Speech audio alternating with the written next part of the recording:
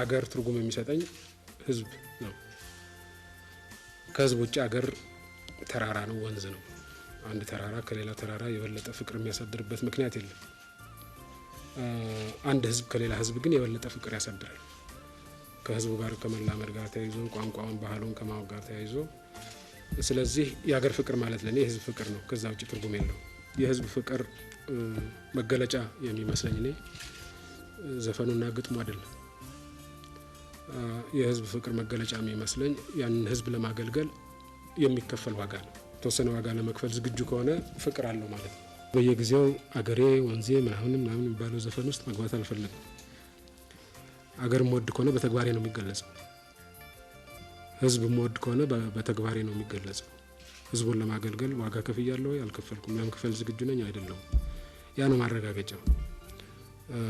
ይሄን ማለት ስለ ህዝብ ስለ አገር መዘፈኑ ነውር ነው አይደለም። ግጥም የሚጽፉትንም ለምን ጻፉ ማለት አይደለም። ነገር ግን በግጥሙ ብዛትና በዘፈኑ ብዛት ከሆነ የሚለየው ችግር አለው።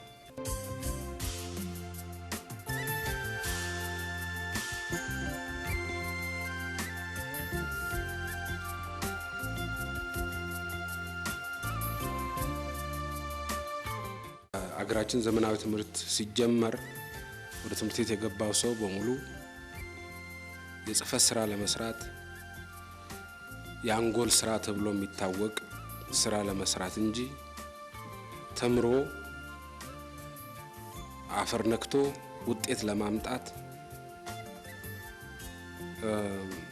የሚዘጋጅ ወጣት አልነበረም። የኛ ትውልድ በእናንተ እድሜ ስንማር ተምረን እርሻ ስራ ላይ እንሰማራለን የሚል ምኞት የነበረን አይደለም።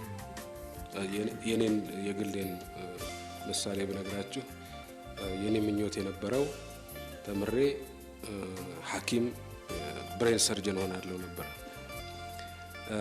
እንጂ የአፈር የመንካት ስራ የጉልበት ስራ የተከበረ ስራ ነው የሚል እምነት እንዲያድርብኝ የሚያደርግ ስርዓት አልነበረም ትምህርት ስርዓቱ ራሱ።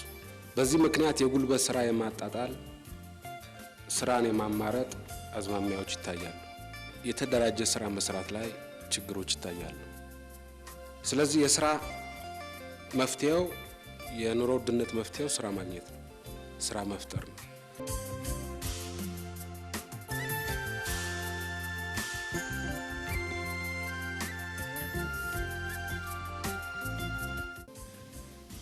አንዳንዱ ወጣት ጫት መቃም ዘመናዊነት ስልጡንነት መስሎ ይታየው ይሆናል።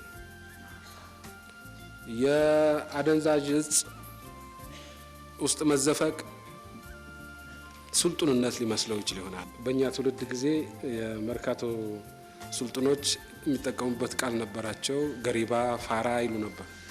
የራሴን ልምድ ልንገራቸው። ሁለተኛ ደረጃ ትምህርት ቤት መጨረሻ ላይ ነው ሲጃራ ማጨስ የጀመርኩት። ለምን ቢባል ስልጡኖች የምላቸው ሰዎች ሲጃራ ያጨሳሉ። እኔም ወጉ ይድረሰኝ አልኩና ጀመርኩ።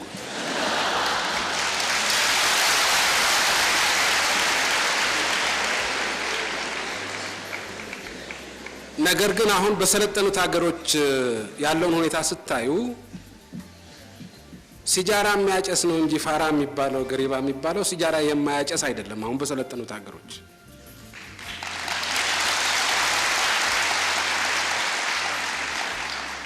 ስለዚህ ይሄን አስተሳሰብ ወላጅ ብቻ ሊዋጋው አይችልም።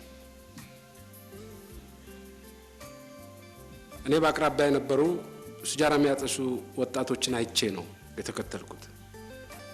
ሌላውም በአቅራቢያ የነበረውን ነው አይቶ የሚከተለው ወጣቱን ነው። ስለዚህ እናንተ ወጣቶች ከዚህ ነፃ የሆናችሁ ወጣቶች በእውነትም ስልጡኖች እናንተ መሆናችሁ አደንዛዥ እጽ ውስጥ የተዘፈቀው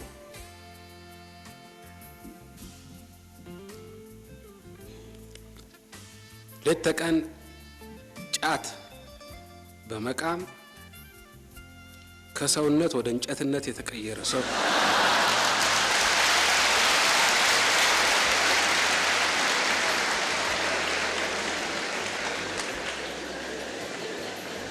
ይሄ ስልጣኔ እንዳልሆነ ማሳየት መቻል አለባቸው። አንደኛ። ሁለተኛ በዚህ ችግር ውስጥ የገቡ ሰዎች ደግፋችሁ መክራችሁ ወደ ልማት መንገድ ማምራት መቻል አለባቸው።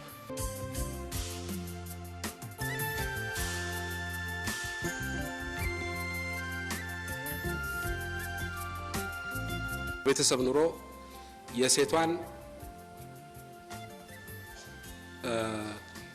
ስብዕና የሚደፍቅ መሆን የለበትም።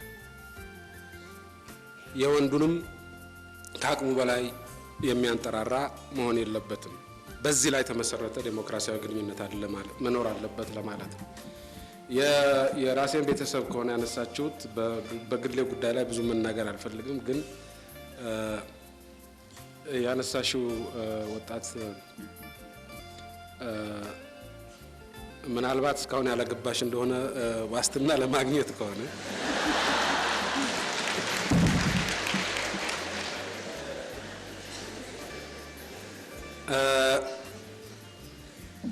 የኔ ቤተሰብ በመሰረቱ ዴሞክራሲያዊ ነው ብዬ ነው የማምንበት። ምክንያቱም ባለቤቴም የኔን ስብዕና ተቀብላና አክብራ ነው፣ እኔም የባለቤቴን ስብዕናና እኩልነት ተቀብዬ ነው። ላለመቀበልም እድል አልነበረኝም።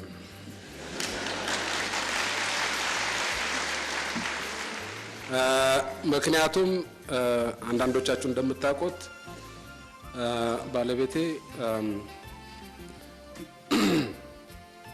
ሲያስፈልግ እሳት የሚተፋ ነገር መተኮስ የምትችል ታጋይ ነው የነበረችው።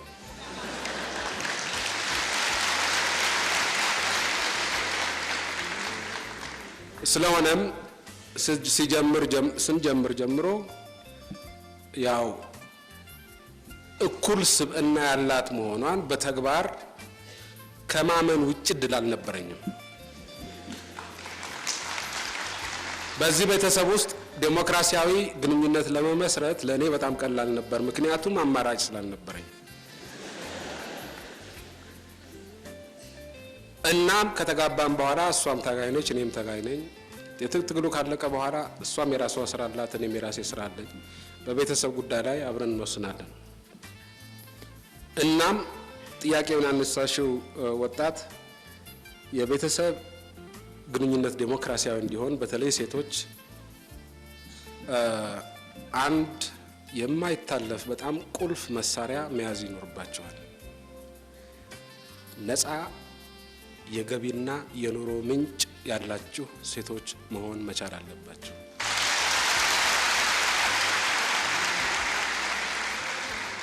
ያ ሲሆን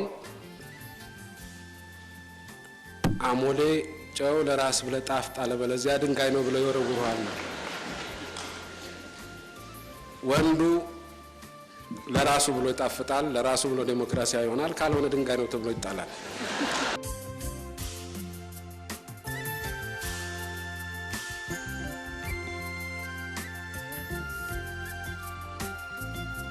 አንዳንድ ሰዎች የወንጀል ተግባር በተለይም በንግድ እንቅስቃሴ ላይ የሚፈጸም የወንጀል ተግባር ለመቀነስ ሁለት ነገሮች መሟላት አለባቸው ይላሉ። አንደኛ ወንጀል የፈጸመው ሰው የሰራው ወንጀል የመጋለጡ እድል እና ለፍርድ የመቅረቡ እድል ጎላ ያለ መሆን አለበት። አጭበርብሬ ሰርቄ አልያዝም ብሎ ከተማመነ ቅጣቱ ጠንካራ ቢሆንም ባይሆንም አልያዝም ብሎ ስለሚያምን ወንጀሉን ከመፈጸም አይቆጠብም ይላሉ። በሌላ በኩል ደግሞ የመያዝ እድሉ ሰፊ መሆኑ ቢያውቅም ቅጣቱ ትንሽ ከሆነ ያመዛዝነዋል። ወንጀሉን ፈጽሜ ሳልያዝ ብቀር ትርፍ ይህን ያህል አገኛለሁ፣ ወንጀሉን ፈጽሜ የተያዝኩ እንደሆነ ኪሳራ ይሄን ያህል አገኛለሁና ሂሳቡን ያሰላና ስሌቱ ይሄን ያህል የሚያስደነብር ካልሆነ ወደ ወንጀል ተግባር ሊገባ ይችላል ብለው ያስቀምጣሉ።